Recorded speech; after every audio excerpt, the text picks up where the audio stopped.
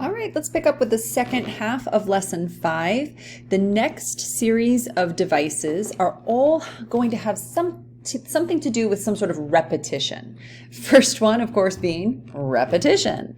Now, this is where we actually use the same words frequently to reinforce concepts and unify a speech. Now, these words or phrases may not necessarily be in any predictable order, but they are used and repeated so heavily that they reinforce those ideas. So this example comes from FDR's first inaugural address. In the field of world policy, I would dedicate this nation to the policy of the good neighbor, the neighbor who resolutely respects himself and because he does so respects the rights of others, the neighbor who respects his obligations and respects the sanctity of his agreement in and with a world of neighbors. Well, now here he is talking about foreign policy, but the idea, the very simple idea that he is reinforcing here is respect your neighbor. Neighbors, of course, being the other nations of the world. All right, our next element is that of parallelism. Parallelism is when we repeat a grammatical structure or an arrangement of words to create rhythm and momentum. This is not unlike the concept of parallel structure in grammar, where we use common and equal grammatical structures in order to create consistency and balance within our sentences. It's the same kind of idea, but here this is used intentionally to create sort of this resounding rhythm. Here's another example from FDR's first inaugural address. That is why our constitutional system has proved itself the most superbly enduring political mechanism of the modern world, that the modern world has produced. It has met every stress of vast expansion of territory, of foreign wars, of bitter internal strife, of world relations. You see that common grammatical pattern here of. And you can almost hear the build in intensity as you read that, as it just kind of like snowballs in momentum and power and energy. Number 7 is anaphora. Anaphora is repeating a word or sequence of words at the beginning of neighboring clauses, thereby lending emphasis, emotion, and creating a pleasurable rhythm and memorable rhythm. Now, this one is one of my favorites, not just for the effect, but it's also really easy to see because we're always looking to the beginning of neighboring sentences or the beginning of neighboring clauses. Here we have an excerpt from LBJ's Voting Rights Act address, where he said, "There is no Negro problem. There is no Southern problem. There is no Northern problem. There is only an American problem. And we are met here tonight as Americans, not as Democrats or Republicans. We are met here as Americans to solve that problem." Here you can see the repetition of there is no, really driving home the idea that the issues of civil rights belong to no one particular group or of people, but they are instead owned by all of us. Number 8 is chiasmus.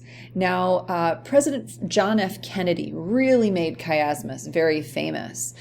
Here we're talking about reversing the order of words in the second of two parallel phrases or sentences. So think about a sentence as having two halves. The first half becomes a mirror reflection of the second. Ask not what your country can do for you, but what you can do for your country. Look at how the words are flip-flopped in the second half, and yet they still retain meaning, and not just logical meaning, but a really powerful truth at that. Number 9 is asyndeton. Asyndeton is the omission means the absence or the deletion of a conjunction between parts of a sentence. Now, if you remember your grammar, you know that conjunctions are connecting words like and, but, or, nor, for, so, and yet. Now, here we're going to see sort of a list that just rolls, right? So like a ball picking up steam because there is no connective tissue between it. Here is a little excerpt from On the Road by Jack Kerouac, and it goes, "He was a bag of bones, a floppy doll, a broken stick, a maniac." No ands, no ors, no buts, just a list that rolls one thing into the next because we have an absence of conjunctions. Number 10 is anadiplosis. Anadiplosis comes from the Greek word to duplicate. I think diplosis actually means to duplicate. And this is when a writer or speaker uses a word near the end of a clause and then repeats that word at the beginning of the next clause. Sounds a little bit like Yoda, if that helps you out a little bit. Here we have an example from Gladiator. The general who became a slave. The slave who became a gladiator. The gladiator who defied an emperor. Striking story. So you can see how the end of one sentence becomes the beginning of the next. It has a very, very interesting sound to it that really draws a lot of emphasis and attention. You kind of see how the ideas build and grow from one to the next. Number 11 is called Polycindatin. Now that's interesting because we've already seen a syndatin here. That was asyndatin, if you remember. A meaning without. Polycindatin, poly meaning many, like a polygon, is actually a device in which several coordinating conjunctions are used in succession. So here's an example of this from I Know Why the Caged Bird Sings by Maya Angelou. Let the white folks have their money and power and segregation and sarcasm and big houses and schools and lawns like carpets and books and mostly, let them have their whiteness.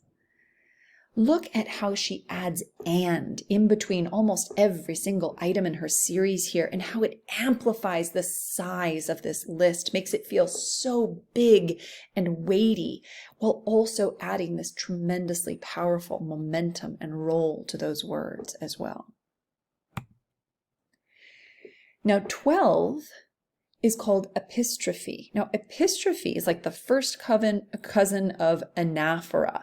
If anaphora is the repetition of words at the beginning of successive clauses, epistrophe is the repetition of words or phrases at the end of successive clauses and sentences. So it's essentially the opposite in terms of placement. John F. Kennedy says, "For no government is better than the men who compose it, and I want the best. And we need the best, and we deserve the best."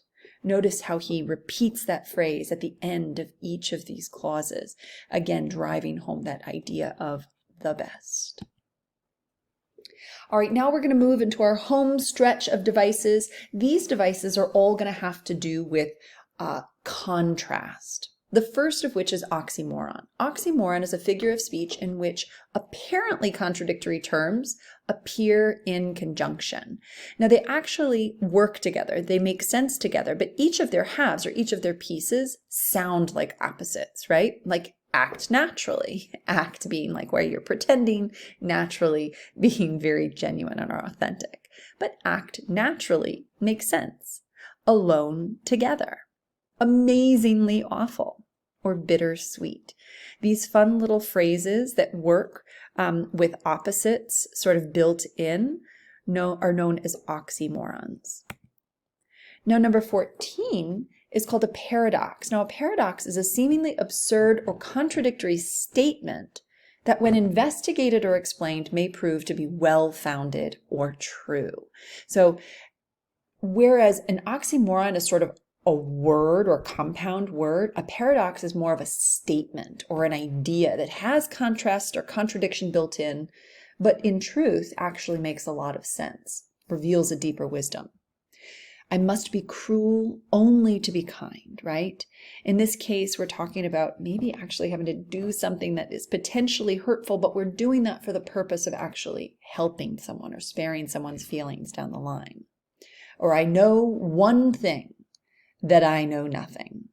So Socrates says, I know one thing, which is silly to say that I know nothing, even though that one thing that you know is that you know nothing, right? Kind of a funny little twist. And then, of course, George Bernard Shaw says, what a pity that youth must be wasted on the young. Some days I feel that, especially when I'm feeling kind of achy.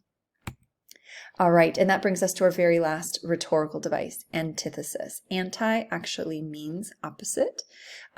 Here is a rhetorical device in which two opposite ideas are put together in order to achieve a contrasting effect. For example, give every man thy ear, but few thy voice. Look at the built-in contrast. Give every man thy ear, few thy voice. Every and few, ear and voice being opposites. Neil Armstrong says that's one small step for man, one giant leap for mankind. Small step, giant leap, man versus all of mankind. Built-in contrast known as antithesis. All right, now that brings us back to our little excerpt from Obama. So what are those intended patterns and what is their impact? Well, if we pop those out a little bit here, we see some beautiful use of anaphora. It was, it was, it was. Each of these precedes a really vivid moment in history, particularly one in which we've sort of overcome some sort of challenge. And then we also have this repetitive phrase, like a little bit of epiphora. Yes, we can. Yes, we can. Yes, we can. And that, again, drives home that feeling of optimism. That was such a hallmark of his campaign. So here we have both anaphora and epiphora working hand in hand. All right, so in conclusion, rhetorical devices are patterns of words and ideas that create emphasis and stir emotion. There are dozens of them out there. We're only going to study 15 of the biggies. And we want to remember that when incorporated into a strong and well-reasoned argument, these rhetorical devices can bring power and clarity to your message. They are the cherry on your proverbial sundae.